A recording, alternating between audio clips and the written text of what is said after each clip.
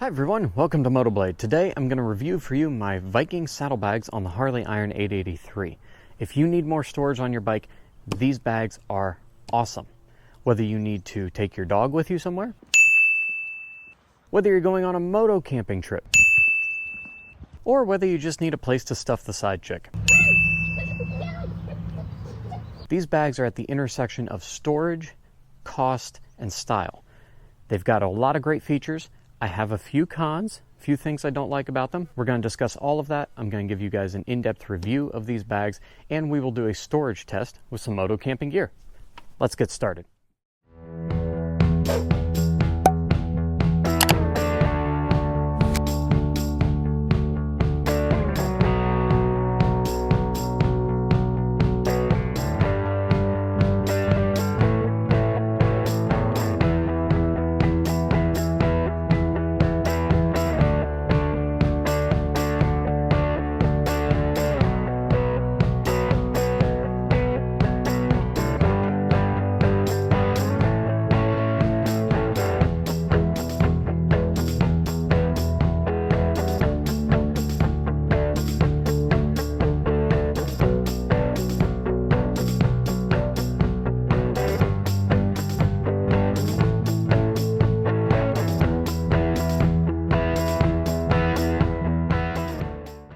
First up, let's talk about the overall look and quality and construction of the bag.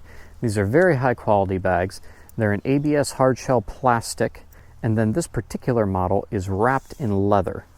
When I talked to Viking, I told them this is exactly the one that I wanted for my bike, and they were kind enough to send them to me, and they look beautiful on the bike. With Harleys having the black leather, it just looks super nice. This hinge is reflective, so at nighttime, if a car lights this up, you'll be able to get a little bit more visibility for your motorcycle when you're riding at night. So that's a nice little safety feature to have. In my hand, I hold the key. These are key lockable, so nice and secure if you don't want someone just lifting the latch and getting into your bag when you're at the store or whenever you park your bike.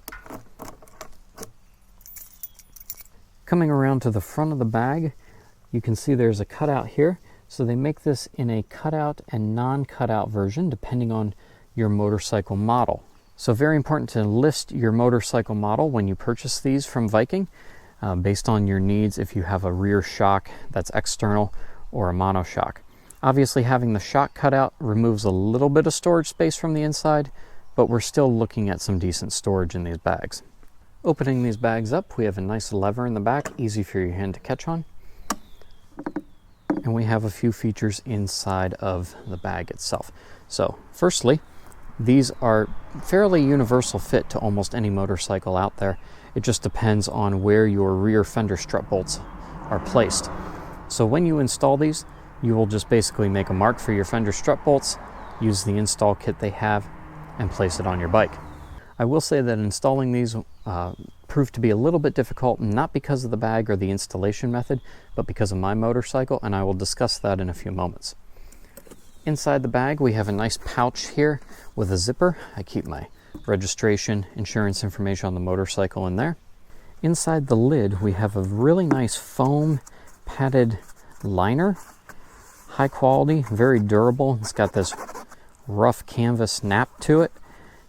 So anything you put inside of your saddlebag, if it needs to be protected on top, or if you don't want the bottom of the saddlebag lid getting messed up, or just keeping stuff from rattling around, this keeps everything nice and quiet and dampened against the lid.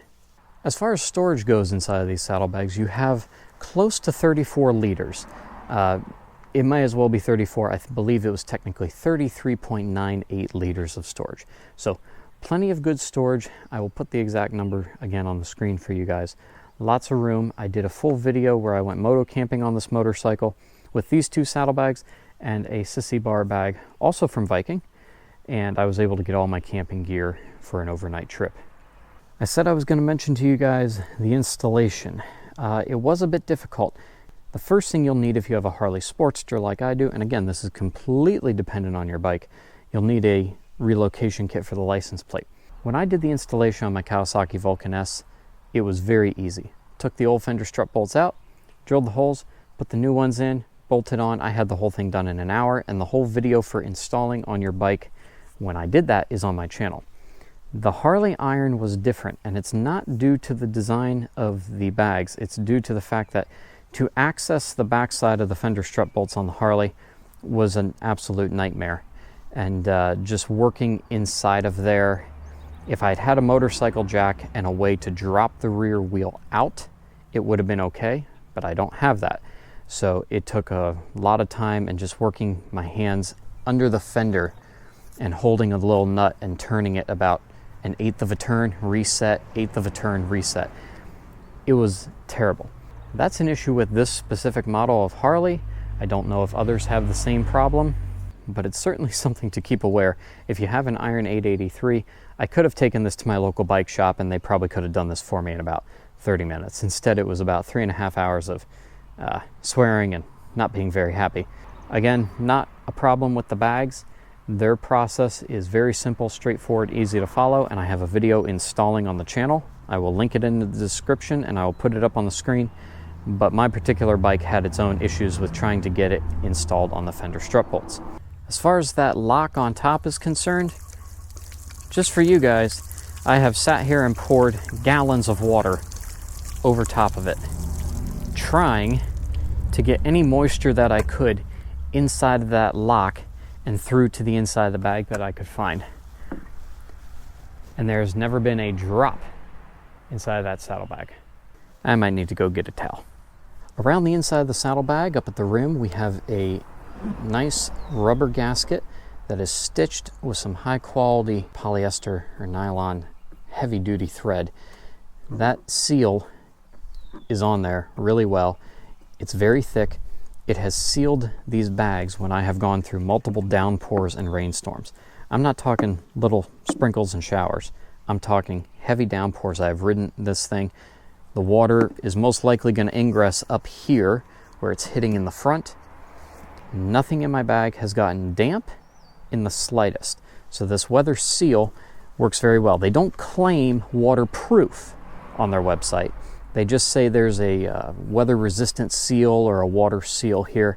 So they don't make the full claim of being waterproof, probably just to cover their own, backsides. As far as I'm concerned, they have been waterproof for me going through heavy rain and sitting outside. Another spot where it's possible for water to ingress would be where you put the fender strut bolts through the bag to attach to your motorcycle, but they include washers, and you could even put some rubber gaskets behind those to make sure it's sealed well. But again, I've got no water, not even the slightest bit of moisture inside of these bags. So let's talk about a few cons of these saddlebags. Number one, the shock cutout. Again, that's going to depend on the model of saddlebag, or rather the model of bike that you have, but it does take a little bit of space away inside, which I don't like. If I want to do a grocery run and you want like 2 gallons of milk, you can only have 1 back here because the cutout makes this more narrow in the front. Another thing that has been just a little bit of a quality thing is this latch inside where the lock goes over. It's just started to wear over time, obviously from the lock rubbing on it. So they could have made that maybe just a little more high quality, or they should just left it silver rather than put paint that would wear off, because every time you load or unload stuff or close this, it wears off a little bit more of the paint. The final con that I have is this lever back here for opening and closing your saddlebag. It feels a little cheap. It's plasticky. I would have preferred maybe a nice stainless steel handle, something just a little more professional. It feels a little cheap. It hasn't had any issues, but it could be a little bit higher quality. The rest of the bag is so quality, that's the only part that looks a little bit out of place. Other than that, those are really my only cons for these saddlebags. So now let's do a little storage test. We've got a bunch of moto camping gear here. We're going to pack these up and see what we can carry for a full moto camping trip. So the first thing we have here is a sleeping pad. This is an extra large 30-inch wide sleeping pad from Haven Tents. Next up, we have the Haven tent itself with the tent poles and the straps. Links to all this gear, by the way, down in the description. We have a little bit of room left over. Let's try our mug for camp and maybe even a Nalgene bottle. Let's see what we can do with that. Might be too much. Oh, check it out. Oh, got a little webbing pinch there. Hang on. Latched. All that gear in one side. In this side, I already had some stuff. I've got my camera for shooting thumbnails on the bike. Air filter cover. We're going to put our cooking ware in here. Tripod for the camera, because every motovlogger needs one. And our Jetboil cooking system. So inside of this is our stove, our gas, everything. We'll actually go ahead and put that on the bottom. This in like that. That on top. Latched. Easy. Room to spare.